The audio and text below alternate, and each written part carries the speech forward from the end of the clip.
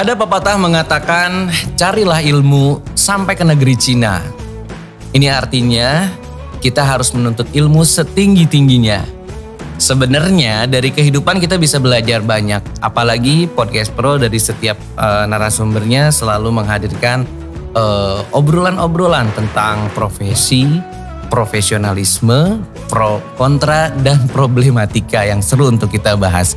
Hari ini kita akan ngobrol-ngobrol dengan salah satu narasumber yang bisa dibilang udah goals dengan pepatahnya tersebut ya. Menuntut ilmu sampai ke negeri Cina. Pendidikan formal dia ikutin sampai sekarang ada di S3. Tapi tidak berhenti di situ, memberikan manfaat banyak untuk orang-orang. Hari ini selengkapnya akan saya bahas di Podcast Pro.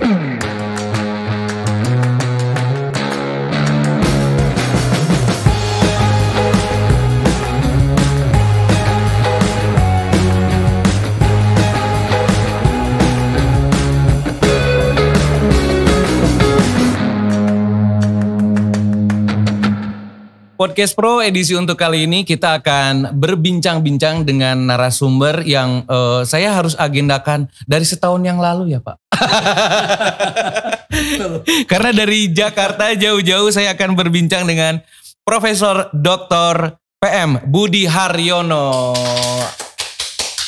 Ya, selamat siang Pak Prof. Apa kabar hari ini? Baik semuanya. Baik. Sebelumnya juga baik ya Pak? Sehat. Sehat selalu. Kenapa saya tanya kabar yang pertama itu adalah pertanyaan yang pertama itu adalah kabar karena profesor ini sudah menginjak di usia 72 ya Pak. Betul. Aktivitasnya saya ngobrol masih luar biasa. Saya malah yang anak muda merasa insecure Pak. Gak malu, aktivitasnya luar biasa. Dari mulai aktivitas yang berkaitan dengan profesi Bapak. Betul. Sampai dengan mungkin perjalanan sebelumnya yang saya pikir ini sangat membutuhkan tenaga, pikiran dan lain-lain ya Pak ya. Sehat terus ya Pak ya. Alhamdulillah. Profesor Dr. PM Budi Haryono. Ini kita mungkin sebagian dari para tetangga ada yang mengenal Profesor karena termasuk histori beberapa hari sebelumnya ya Pak ya. Betul. Di media sosial itu sempat kita post ada yang kenal dengan Profesor gitu ya. Yang katanya memang salah satu peserta seminarnya dulu ya Pak ya. Betul. Oke. Ya. Profesor Dr. PM Budi Haryono. Prof ini tinggal di Jakarta ya? Ya Prof, tinggal di Jakarta. Dan yang paling menarik tadi di opening yang saya awal itu adalah bilang tuntutlah ilmu sampai ke negeri Cina. Ini profesor sudah menempuh sekarang S3 dari 3 universitas. Betul. S1-nya di Universitas di Ponorogo. Betul. Nah yang menariknya S2-nya nih ke Filipina nih, ke Manila. Ke Manila. Ya. Nah, S1 waktu itu di tahun berapa, Prof? Di usia berapa lebih tepatnya? Ya. Waktu itu di usia saya masuk sekitar ya 23 ya. 23 S1. Ya. Waktu itu jurusan yang diambil jurusan ekonomi perusahaan. Ekonomi perusahaan. Sampai akhirnya latar belakang untuk memutuskan akhirnya saya pilih di Filipina. Itu kan mungkin ada latar yang membelakangi alasan ke Filipina. Apa nih Prof? Tiba-tiba Filipina lah jadi salah satu negara pilihan untuk mengemban S2 di sana. Ya, jadi saya berpikir bahwa saya itu ingin mendapatkan satu pengalaman yang lebih luas ya. Di waktu itu program S2 di Indonesia memang belum ada. Ya. Saat itu. Lalu saya berkeinginan untuk melanjutkan studi di S2. Kemudian saya memilih Filipina. Dengan prinsip ya artinya secara biaya ya bisa tercover, namun secara pengetahuan atau ilmu ya itu istilahnya waktu itu tidak kalah. Artinya karena Filipina itu bekas jajahan Amerika, maka konsep dan teori-teori kurang lebih sama ya. Sama. Benar. Jadi dia mengambil dari Amerika, textbooknya dan sebagainya. Sistemnya juga hampir sama ya Pak ya. Kalau culture di Filipina sendiri hampir sama nggak Pak dengan? Kalau culture-nya itu sama Indonesia tidak jauh beda. Tidak jauh. Jadi artinya kita tidak ada shock culture ya. Tidak ada satu gagap budaya. Iya, karena kurang lebih hampir sama. Tapi secara pendidikannya mirip dengan Amerika. Mirip, ya. Sistem pendidikannya di sana ya. S3 di Indonesia, Prof? Di Filipina juga. Oh, di Filipina juga. Lanjutkan lagi di sana. Betul. Tapi di sela-sela itu S2 yang saya ambil di Filipina, MBA itu, Master Business of Administration, saya setelah itu di Indonesia kemajuannya juga ada, yaitu dia buka program pendidikan tinggi itu mulai dari sarjana, S1, magister S2, doktor, S3. Lala saya kembali Indonesia, saya juga masuk ke dalam S2. S2 saja. S2-nya. Ya. Itu waktu itu di Satyagama. Betul. Jadi bisa dibilang pelopor juga pada saat itu ya? Ya, karena dosen-dosennya banyak dari Gajah Mada. UGM waktu itu. Lah, waktu itu di Diponegoro juga saya sudah mengenal Gajah Mada sudah lama karena di Diponegoro Fakultas Ekonomi itu dibimbing dan dibantu oleh Fakultas Ekonomi Gajah Mada. Supervisi ya pada saat itu. Supervisi. Nah pada saat setelah tadi selesai menjadi S3 di Filipina ya, pulang ke Indonesia, waktu mengembang di sana kan memang karena belum ada ya, sepulang di sini profesor menjadi bagian saat itu untuk berdirinya universitas di S2 waktu itu. Ngajar juga? Ngajar. Ya, tapi waktu itu kan belum ada. Belum ada. Ya. Tapi karena ada ketentuan bahwa S1 diajar oleh S2. S2 betul. S2 harus diajar oleh S3. Maka saya bisa mengajar ke S2 dan juga S3. Oke. Ya. Sampai saat ini Prof masih aktif mengajar juga? Masih. Ya. Di mana Prof? Di Ukrida itu Universitas Kristen Krida Wacana.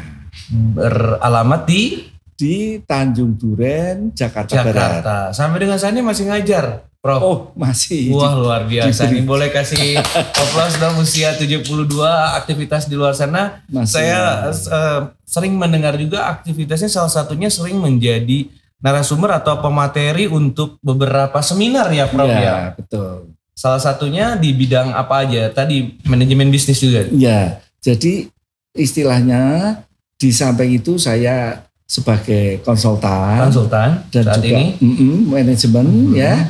Sekaligus saya itu juga sebagai praktisi dan sebagai akademisi.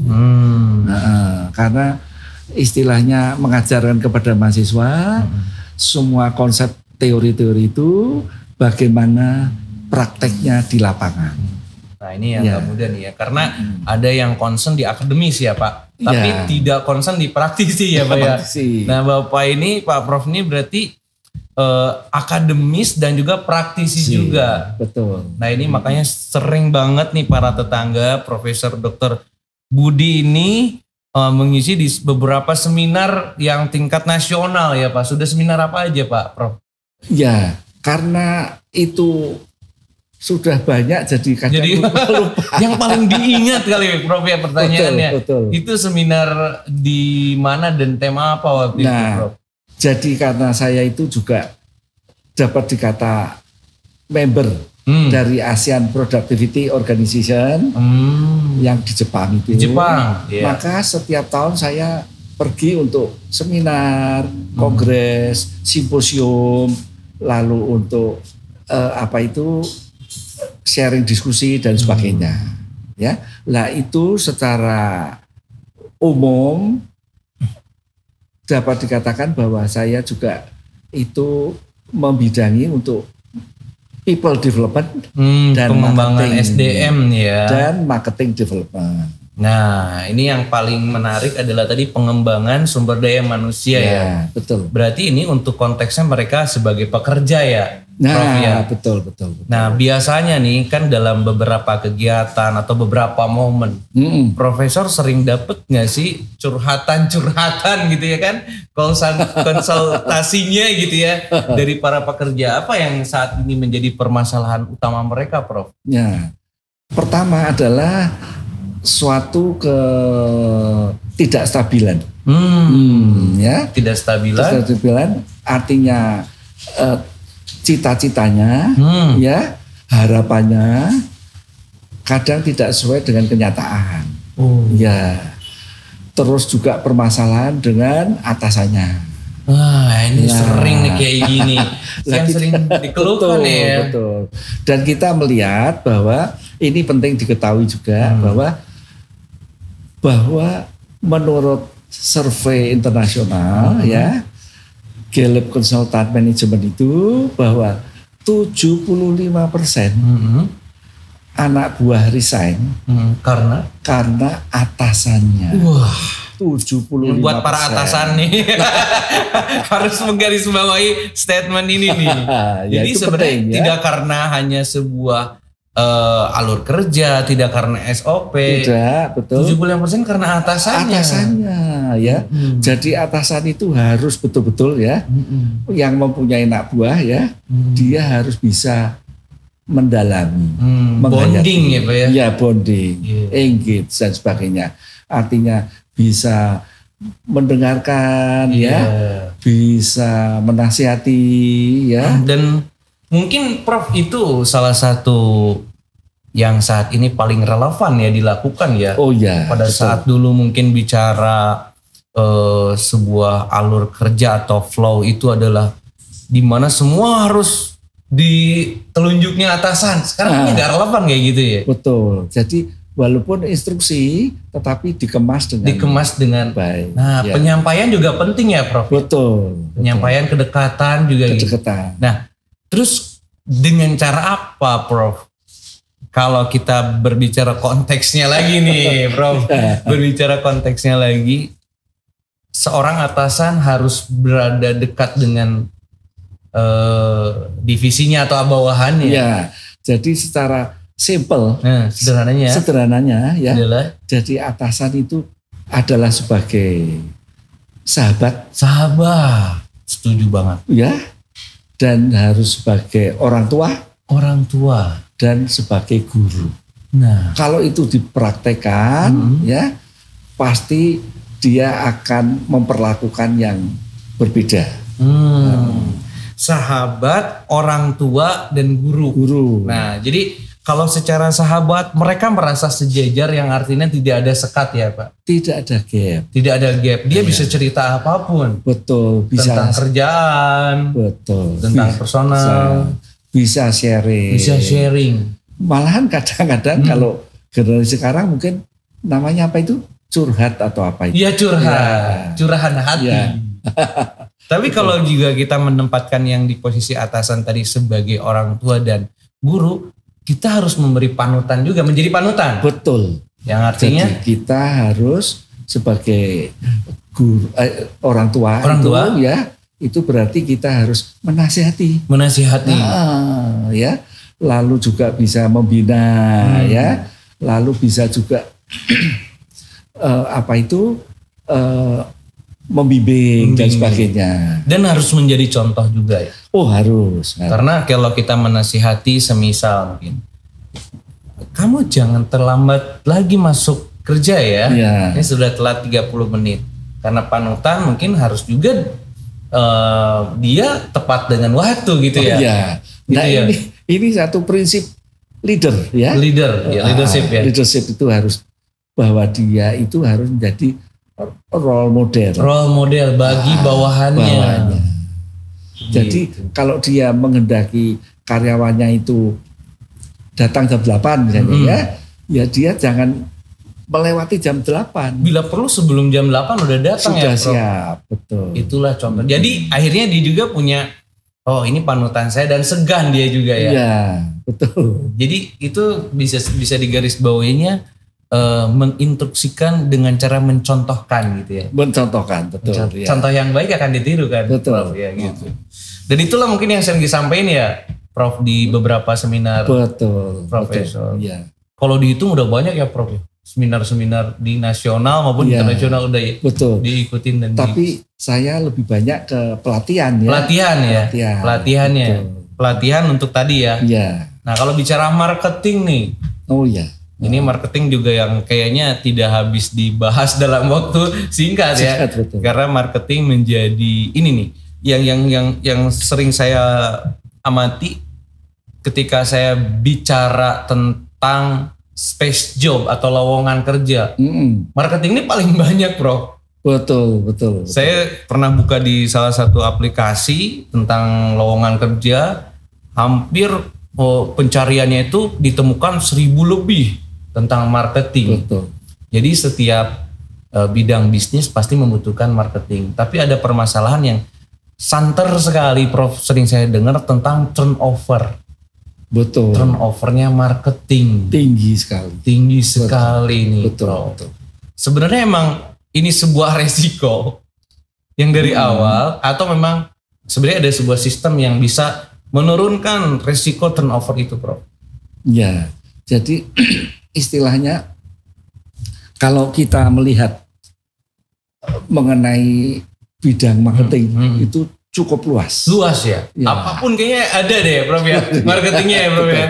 Sehingga seperti tadi Bang Odi menyebutkan bahwa sehari aja nggak cukup ya, dibawa ke dalam seminar atau dalam training ya, itu berkelanjutan ya. Oleh karena itu saya melihat kalau marketing itu sangat penting bagi perusahaan. Karena dia itu merupakan jantungnya perusahaan. Karena di dalam marketing itu dia menjual produk dari perusahaan. Kalau misalnya dia itu tidak menjual, sama saja tidak ada profit, aliran masuk uang. Ya, berarti juga tidak ada customernya. Berarti dia itu istilahnya jantungnya berhenti.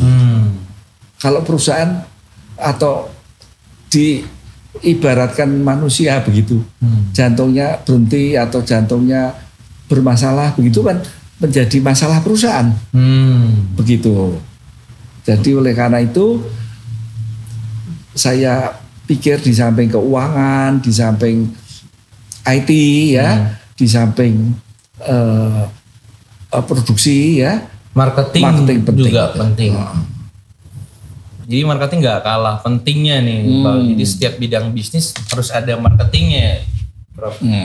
Tapi yang paling menarik, saya pengen bahas lagi tentang profesor deh ya. Kayaknya kalau ngobrolin apa aja memang tadi berdasarkan akademis dan karena praktisi ya, jadi sangat kami mudah untuk ditangkap gitu lah ya. Gitu. Nah, Prof, dengan perjalanan sampai dengan saat ini masih aktif mengajar, menjadi dosen, terus mengisi dari materi untuk acara pelatihan tentang people development. Prof, selama 72 tahun pasti melewati beberapa fase ya, Prof. Ini kita bicara personalnya dulu nih. Betul. Karena podcast Pro pasti selalu mengulik sisi kehidupan dari siapapun gitu, Prof. Sebenarnya dalam perjalanan problematika ada nggak sih, Prof? Di dalam perjalanan hidupnya Prof Budin? Oh, pasti ya, ada. Setiap manusia itu pasti ada masalahnya. Problematikanya. Jadi istilahnya masa anak-anak, ya, masa remaja, masa dewasa, masa orang tua. Ada masalahnya masing-masing ya. Yang masih sampai saat ini gitu ya, masih Prof ingat pernah mengalami fase problematika apa, Prof, waktu itu? Apalagi kan tidak mudah ya kita hidup di luar negeri ya, di Filipina saat itu. Ya walaupun secara culture beda, tapi kan ada istilah lebih baik gubuk tapi di rumah sendiri gitu ya. Artinya di Indonesia, di negara. Betul. Jadi, problematika apa Prof yang masih? Ya, tentu ada homesick ya, keinginan untuk kembali ya. Lalu juga ada keinginan merasakan makanan-makanan Indonesia pada saat itu. Betul. Kalau dalam problematika sisi kehidupannya, Prof pernah ngalamin fase apa nih, Prof? Kita boleh cerita dong. Kan karena mungkin kalau boleh dibilang sekarang Prof udah sampai, kalau menurut perspektif kami ya, saya sendiri, kayaknya apa yang menjadi cita-cita udah tercapai kayaknya. Tapi kan mungkin Prof yang menjalani sendiri ya, untuk sampai seperti ini tidak mudah gitu. Betul. Sempat ada fase problematika apa Prof yang mungkin bisa kita ambil hikmahnya dari perjalanan profesor sampai dengan melewati fase problem itu? Ya. Jadi ini kembali kepada satu konsistensi. Konsistensi Konsisten. kita. Ya. Bahwa keteguhan itu penting, harus tetap kita pertahankan, ya toh. Konsisten, kemudian disiplin, kemudian tanggung jawab, kemudian kita harus bisa kerjasama. Nah, begitulah poin-poinnya itu. Nah, konsisten sering menjadi masalah di anak remaja sekarang, Prof, ya nggak? Betul. Ada sebuah istilah kan, remaja labil, katanya gitu. Betul ya. Menjaga konsisten gimana sih Prof? Karena saya yakin semua ini perjalanan profesor sampai dengan sekarang ini pasti kan butuh konsistensi ya. Tadi yang dimana keteguhan dan konsisten itu harus menjadi prinsip utama gitu ya. Betul. Apa sih waktu itu yang dilakukan Prof sampai konsisten sampai sekarang? Jadi keinginan atau cita-cita itu itu biasanya sudah muncul di usia remaja begitu ya, itu harus tetap tidak boleh ada, harus itu jadi dasar ya, tetap pegang dulu cita-citanya apa. Ya, tidak boleh artinya berubah-ubah. Nah, ini penting nih, saya jadi tahu nih. Betul. Jadi cara menjaga konsisten tuh kita intinya kesimpulannya berarti harus ingat dengan cita-cita. Jangan sampai ketika kita tidak konsisten, mungkin bisa aja itu faktornya karena kita lupa tuh cita-cita apa. Iya, bisa kan jadi Prof ya? Bisa. Misalkan contoh kita pengen menjadi dokter, sampelnya profesor dulu ya. Menjadi profesor dokter itu pendidikan aja harus sampai S3. Betul. Kalau sampai S1 kita udah males-malesan padahal perjalanan masih panjang. Nah, kita harus ingat lagi cita-cita pengen jadi profesor dokter. Oh gitu ya. Jadi caranya adalah dengan merimain diri kita sendiri, ingat tentang cita-citanya. Tidak dilupakan. Maka itu yang akan menggerakkan kita, memotivasi. Oh begitu ya. Jadi sampai saat ini yang dilakukan profesor seperti itu. Iya. Oke, selanjutnya Prof yang pengen saya tanya juga, apa sih Prof yang memotivasi profesor hingga akhirnya juga menjadi praktisi untuk dunia marketing dan juga bisnis? Betul. Motivasinya seperti apa nih? Nah, karena itu sesuai dengan bidang saya, ya. Yang pertama ya. Karena studinya itu saya kan mendalami manajemen, ya, khususnya pemasaran, ya. Tapi dalam pemasaran itu akan gagal kalau yang di belakangnya itu, the man behind the gun, manusianya itu tidak mendukung dan tidak kuat, ya. Itu juga berarti gagal. Berarti kita perlu mendalami people management. Nah, jadi marketing itu kalau tidak ada people-nya juga bukan marketing, tidak jalan.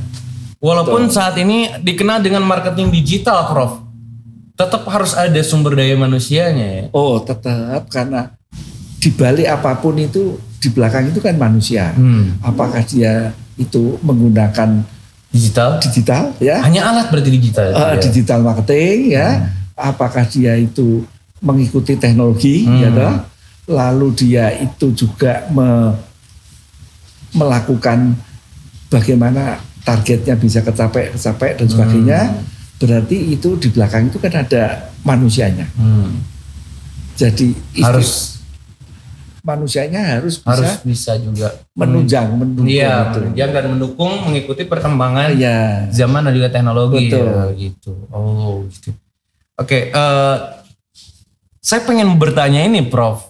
Sering kita dengar dalam istilah manajemen ada sales, ada marketing. Nah, ini yang pengen saya tanya di pada intinya. Sebenarnya penempatan apa dan apa perbedaan sales dan marketing? Betul, ya. Marketing ini bahasa Indonesianya pemasaran. Sales ini bahasa Indonesia penjualan. Tidak sama nih. Pemasaran dan penjualan itu berbeda, ya toh. Kalau pemasaran itu merupakan proses yang panjang, yang besar mengenai perencanaan penjualan suatu produk. Proses yang panjang ya, karena dia harus mempelajari market, pengembangan produknya. Iya. Produk dulu. Pasarnya, harganya, promosinya, sampai potensial marketnya. Pesaingnya dan sebagainya. Ya, itu semua disiapkan oleh orang marketing, sehingga nanti penjualan itu merupakan aktivitas bagaimana produk itu bisa ke customer, otomatis produk itu harganya berapa, customernya sudah kenal atau belum, karena sudah dipromosi belum, ya toh. Banyak kegagalan di sini, artinya sudah produknya di pasar, promosinya belum, atau promosinya sudah, produknya di pasar nggak ada. Nah, itu harus semuanya sejalan ya, termasuk nanti bagaimana penjualannya kepada customer yang umum ya, apa customer secara corporate, secara perusahaan ya, karena itu ada penjualan besar-besaran, ada penjualan yang retail ya dan sebagainya. Itulah marketing. Itu marketing. Nah, pembedanya nih ini. Kalau sales atau kita kenal dengan penjualan. Itu produknya sudah jadi. Direct sudah jadi, tinggal dijual, tinggal ditawarkan dengan berbagai pendekatan. Dengan strategi dan sebagainya. Bagaimana memperkenalkan, meyakinkan, bagaimana mempengaruhi dan sebagainya. Itu orang sales. Nah, jadi pembedanya kalau disimpulkan mungkin kalau sales ibarat ini air mineral, dia bisa tawarkan langsung ke end user. Sudah jadi. Jadi silakan mau beli minum. Betul. Gitu. Tapi kalau marketing dia mesti membuka dulu gitu ya untuk penjualan yang lebih besar dan proses tadi ya gitu. Dan perencanaan. Betul. Itulah bedanya. Jadi mungkin para tetangga di sini bisa amati ya ketika masuk dalam satu perusahaan terus di situ Anda mau melamar, terus lowongannya adalah mengenai marketing. Nah, itu mesti ditanya marketing atau sales. Betul. Ya, karena ada bedanya. Tapi kalau istilah penggunaan katanya disatuin bisa nggak sih, Prof? Jadi sales marketing sebenarnya bisa nggak? Boleh nggak? Sebetulnya secara prinsip sebaiknya memang terpisah. Jadi sebaiknya dipisah ya, Prof. Tetapi mengingat situasi perkembangan sekarang ya, keterbatasan people juga yang mengetahui wawasan itu disatukan, tidak masalah. Yang penting tugasnya yang untuk marketing bagaimana, yang tugas untuk sales bagaimana. Tapi sebaiknya proporsionalnya itu dipisah ya, Prof. Ini menjadi inputan penting nih untuk para pelaku usaha, para pengusaha, atau juga mungkin yang ada di manajemen bisnis gitu ya, bahwa harus memisahkan antara sales dan juga marketing. Karena fungsinya masing-masing itu berbeda. Beda-beda. Ya toh, seolah-olah marketing fungsinya itu perencanaan. Kalau sales seolah-olah fungsinya adalah penjualan. Barang yang sudah jadi, finish good gitu kan. Oke. Prof, dari perkembangan zaman yang pada saat ini berkembangnya ada era digitalisasi ya Prof. Betul. Sehingga mungkin tadi pemasaran bisa didukung penuh atau disupport dengan digital. Apa tanggapan Profesor di era saat ini gitu? Dengan semua sekarang makin dipermudah dengan digital, Prof. Betul ya. Jadi ini artinya sebetulnya memudahkan. Dengan adanya teknologi ini itu meringankan, tidak membebani.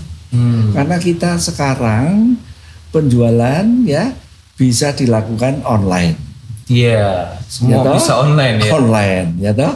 Artinya dulu kalau kita itu adalah kita datang ke produk itu. Sekarang produknya datang ke customer. Wah, itu ya, alur yang sudah berubah ya di era digital itu ya. Ya, produknya sudah ada. Dulu pembeli harus nyamperin penjual ya, Prof. Sekarang di era digital, era online, penjual yang produknya ini nyamperin pembeli. Nah, itu aja intinya. Ya toh. Jadi dengan online ini artinya kita meningkatkan penjualan. Nah, harusnya disambut baik ya. Disambut baik dengan satu era baru. Bahwa di samping itu penjualan yang offline, artinya penjualan yang model lama tetap berjalan. Ya, jadi istilahnya dapat dikatakan ini omni channel. Channel yang hybrid. Online dan offline. Kombinasi ya? Kombinasi. Oke. Kalau mengenai tentang sebuah promosi, Prof. Iya. Nah, ini mungkin kita boleh cerita tentang perjalanannya dari brand besar di teknologi atau di elektronik itu untuk kisahnya Nokia. Ya, pada zamannya di era Nokia nih, betul. Prof, sangat merajai dunia nih, Prof. Betul. Untuk global, secara global orang menggunakan Nokia pada saat itu. Tadi ini jadi teringat juga tentang kesadaran kemajuan teknologi yang harus kita ikuti. Betul. Masuknya era di Android nih membuat sedikit Nokia agak bergeser pada saat itu. Dan secara brand Samsung lah yang akhirnya mulai muncul pada saat itu. Nah, ketika perkembangan zaman tidak diikuti, ada sebuah resiko ya, Prof, di situ. Betul. Promosi menjadi hal penting gak sih, Prof? Wah, itu number one, penting sekali. Iya. Ya, karena sesuai fungsi promosi. Memperkenalkan. Kemudian meyakinkan, kemudian mempengaruhi. Jadi tugas promosi itu kan penting sekali. Bagaimana dari orang tidak tahu bisa tahu bahwa ada produk itu, ada produk di pasar, ya yang sekarang diluncurkan, ya di launching. Lalu bagaimana mereka itu meyakinkan bahwa produk kita adalah produk yang berkualitas, ya. Dijamin Anda itu bisa lebih sehat dengan menggunakan produk kita misalnya ya. Lalu bahwa produk kita itu betul-betul mempunyai nilai buat customer ya. Kemudian di samping itu juga perlu kita meyakinkan ya toh bahwa setiap Anda itu nanti membeli manfaat apa yang diperoleh. Pesan penting produk tersampaikan lah tersampaikan, itu betul. Dan juga tadi ya kepercayaan customernya tinggi ketika melakukan promosi ya. Kita bisa katakan bisa ilustrasikan seperti ini ya. Walaupun ini brandingnya kita lepas, kita sangat mengenal ini kemasan air mineral apa gitu ya. Karena memang saking sering berpromosi. distribusinya pun baik gitu. Jadi kita kenal walaupun ini labelnya dibuka. Ini merek apa kayaknya para tetangga juga tahu.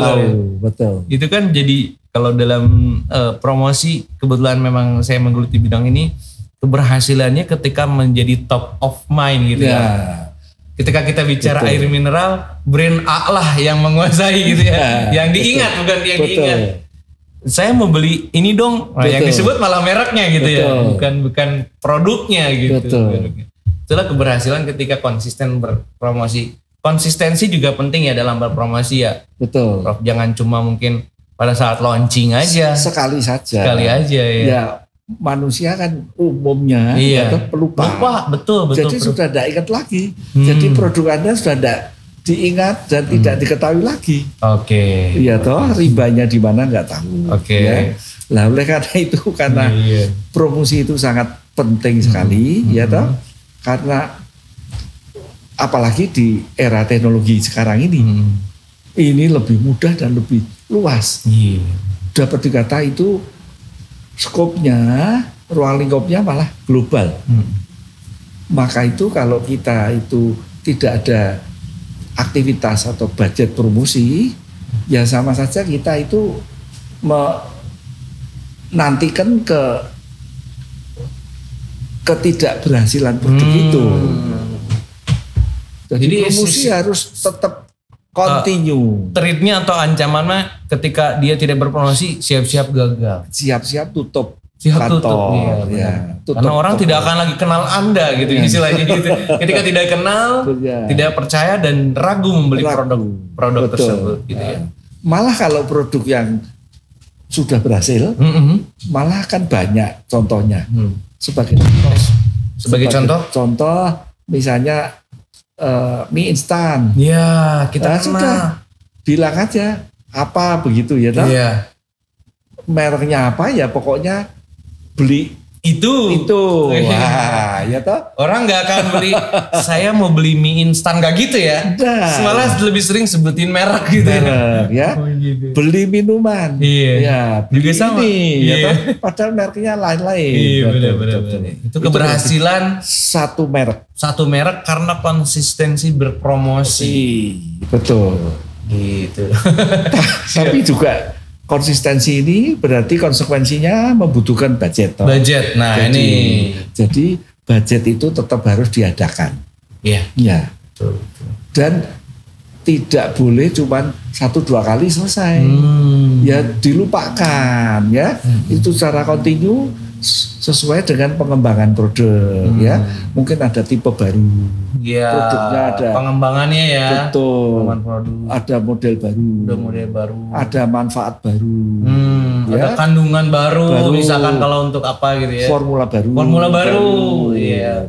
Kemasan baru ya. Itu harus menjadi angle untuk dipromosikan ya. Jadi konsisten terus ya.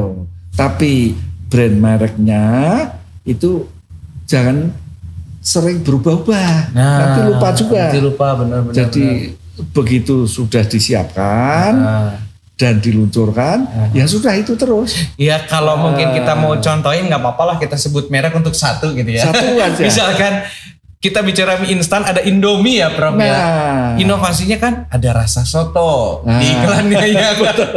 Ada rasa empal gentong beriklan lagi. Berpromosi lagi gitu. Rasa kari ayam berpromosi lagi. Tapi brandnya namanya mereknya tetap Indomie. Jangan diubah-ubah ya. Jadi variabel produk atau inovasinya penting sih. Tapi jangan sampai menggeser identitasnya tersebut. Betul. Gitu ya Prof ya. Betul. Nah mungkin terakhir Prof bisa sampaikan pesan penting untuk para tetangga. Yang pertama mungkin ketika mereka adalah sebagai pekerja dulu Prof. Betul. Purwakarta, Subang, Karawang ini kita kenal sebagai kota industri yang terbanyak. Betul. Ribuan orang setiap hari berlalu lalang gitu.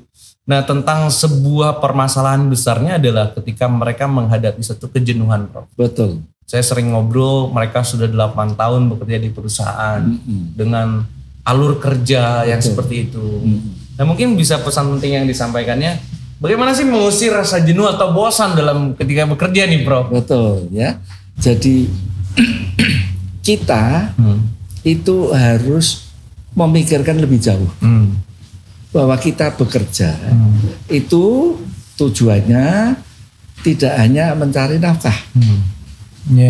Bahwa kita bekerja itu juga kita mengembangkan diri, mengembangkan dan memajukan diri kita.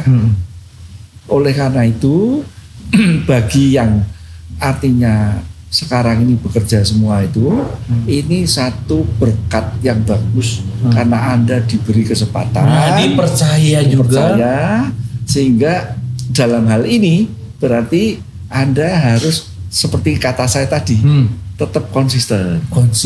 Ya, bahwa kita itu mempunyai cita-cita, mempunyai tujuan, bekerja pun itu mempunyai cita-cita.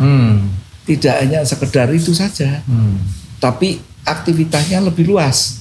Ya, di samping itu artinya kita juga mengembangkan karir. Dalam pengembangan karir berarti kita kan satu proses. Kan harus kita itu misalnya dulunya operator.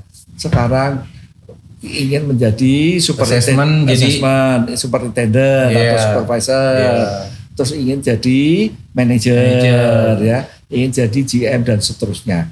Jadi itu harus punya cita-cita, harus termotivasi dari situ ya, Prof. Betul. Jadi kalau saya garis bawahi, pada saat Anda jenuh bekerja, dua hal yang harus Anda lakukan. Yang pertama adalah bersyukur ya. Kalau tadi diuraikan sama Profesor, yang pertama adalah bersyukur Anda dipercaya, diberi kesempatan. Dan yang kedua adalah tetap harus termotivasi dengan cita-cita. Jangan berpuas hati menjadi operator istilahnya. Betul. Harus punya motivasi jadi apa? Betul. Karena kalau kita lihat motivasi, ya toh, kita lihat bagaimana di negara kita ini. Penganggurannya tinggi. Masih tinggi ya. Bersyukurlah. Masih punya itu ya. Jangan bosan kerja gitu. Betul. Ya. Tapi itu manusiawi, Prof ya. Iya, manusiawi sih, Prof. Itu cara teknisnya ya kita itu harus perlu waktu istirahat. Ngaso ya. Sebenarnya Anda yang lagi jenuh nih, saran dari Profesor hanya butuh untuk istirahat. Iya, benar ya, Prof. Lebih jauh lagi rekreasi penting, berwisata tuh. Itu membuang kejenuhan. Yeah. Betul. Atau yang punya hobi, coba deh untuk satu hari yang kembangkan hobi itunya apa gitu ya. Ya, betul. Wah, menarik sekali, Prof. Oke, terakhir mungkin yang pengen saya tanyain sama Prof. Di usia yang sekarang memasuki 72 sudah rasanya pencapaiannya sudah sampai, tapi sebenarnya yang pengen saya tahu, masih ada cita-cita gak sih? Kan tadi katanya kita harus punya cita-cita ya, Prof ya? Masih, ya. Masih ada gak sih? Apa yang belum tercapai, Prof? Ya, artinya begini. Nanti di akhir ya, kita itu harus bisa bermanfaat bagi yang lain. Sudah banyak manfaat yang diberikan, Prof. Termasuk untuk saat ini banyak manfaatnya. Bahwa hidup itu, ya, itu bisa berguna. Untuk siapa saja, ya, tanpa kita melihat, memandang ini itu dan sebagainya, ya, bisa berguna supaya bermanfaat dan akhirnya itu nanti kita membuahkan hasil, begitu. Jadi bahwa ya kita tinggal menjalankan saja. Jadi bagaimana supaya bisa bermanfaat bagi selalu untuk yang lain. Luar biasa nih. Ini walaupun sederhana tapi sangat prinsip. Jadi kalau ditanya cita-citanya apa yang belum tercapai, masih ingin memberikan manfaat ya, Prof. Untuk banyak orang. Padahal sudah banyak manfaat yang diberikan. Tapi Profesor luar biasa sekali ini. Sangat mulia sekali bagi saya. Semoga yang paling terpenting adalah konsisten juga memberikan manfaat tersebut ya, Prof ya. Karena memang saya juga sama berprinsip sama. Prinsip utamanya adalah sebaik-baiknya manusia adalah bermanfaat bagi orang lain. Betul. Profesor, terima kasih banyak atas waktunya untuk hari ini yang luar biasa. Banyak ilmu, banyak inspirasi yang disampaikan dari Profesor. Semoga Profesor yang pertama sehat selalu. Ya, amin. Amin. Sehat selalu, sukses menyertai Profesor dan juga keluarga. Sekali lagi terima kasih banyak Pak Profesor. Sampai ketemu lagi di episode selanjutnya. Ya. Terima kasih juga untuk para tetangga yang sudah menyimak podcast Pro untuk edisi kali ini bersama Profesor Dr. PM Budi Haryono. Sampai ketemu di episode selanjutnya di Podcast Pro.